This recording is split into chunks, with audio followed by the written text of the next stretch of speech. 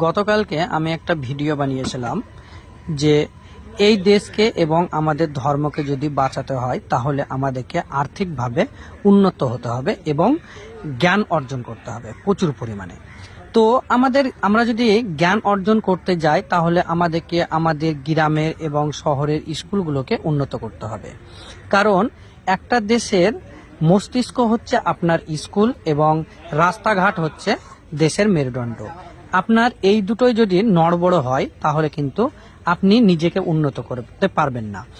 আর আপনি যদি নিজেকে উন্নত না করতে পারেন তাহলে আপনার পরিবার উন্নত হবে না, আর আপনার পরিবার যদি উন্নত না হয় তাহলে আপনার পাড়া উন্নত হবে না, আর আপনার পাড়া যদি না উন্নত হয় তাহলে আপনার গ্রাম উন্নত হবে না। ঠিক এই রকম ভাবে আপনার গ্রাম যদি উন্নত না হয় তাহলে আপনার অঞ্চল উন্নত হবে না, এবং আপনার অঞ্চল যদি না উন্নত হয় তাহলে একটা ব্লক উন্নত হবে না। ঠিক একইভাবে আপনার দেশ কিন্তু উন্নত হতে পারবেন না কোনোদিনই। তাই আমি বলবো যে শুরু থেকে শুরু করাটাই ভালো হবে, যে আমাদের এই দেশের রাস্তাঘাট এবং প্রথম কাজ হবে স্কুলটাকে ঠিক করা।